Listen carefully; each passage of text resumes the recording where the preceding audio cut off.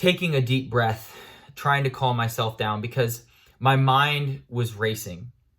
She had told me that this brain disorder was chronic, meaning that I was going to have it for the rest of my life, that there was no surgery, there was no pill, and there was no magic solution to make it disappear. That if I worked really, really hard at the talk therapy, which is exposure and response prevention, the therapy that's specific for OCD, I could reclaim my life to a certain extent. So you could imagine, as I was driving home, tears welding in my eyes, driving back to my home, still severely anxious, still severely depressed, because just because you go to the therapist once doesn't mean you're cured.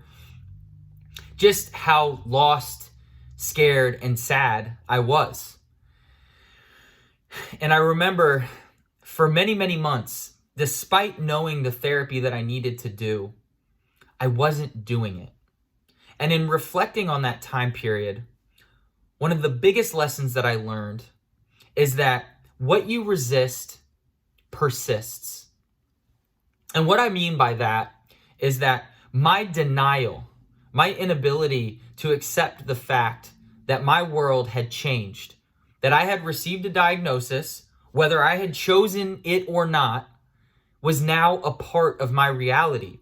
And because I was unwilling to accept this new reality, because I was in denial of it, because I wanted to push it off in the corner and pretend like it wasn't real, it wasn't something that I needed to pay attention to, I wasn't doing the therapy. I wasn't doing what I needed to do to recover. And one day I remember I was driving into work.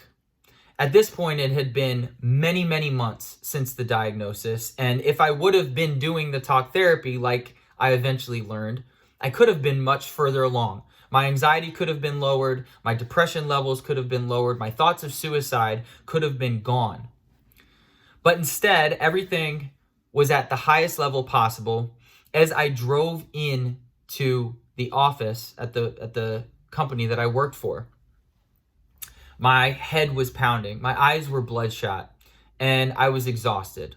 This had become my norm since experiencing the symptoms and then even after receiving the diagnosis. And as I was putting my car into park and getting ready to get out of the car, I realized something. Boom.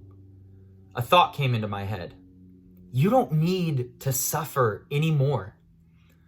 And it was like I had this realization with myself that all of the pain, all of the suffering that I'd been putting myself through was because of my own denial, my own unwillingness to face and embrace what was going on.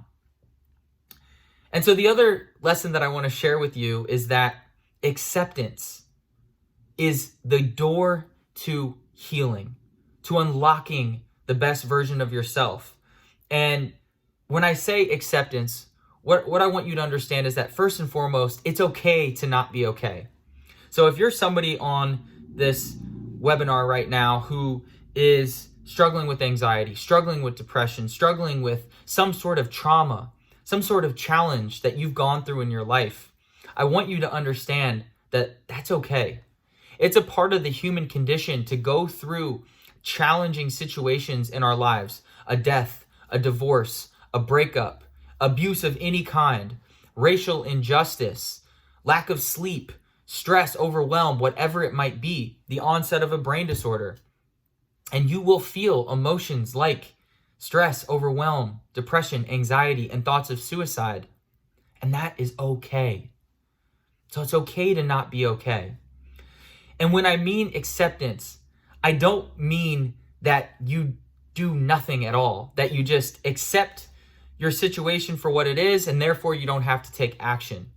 Instead, what I mean is that by accepting whatever you've been through, whatever that situation is, you, rather than deny it and push it away and let it secretly hold space in your life, you open it up fully, take a look at it directly, and face it head on and begin that healing process.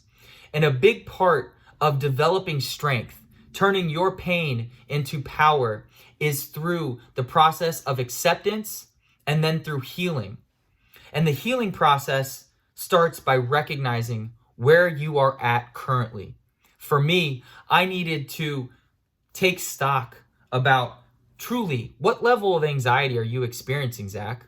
What level of depression are you experiencing? Because for the longest time, I would wake up and deny just how bad things were going. Like seriously, from a scale of 1 to 10, I would have probably reported, if you would have asked me, I would have reported to you that I was at a 4, when in reality I was at an 11. Just to put things into perspective for you.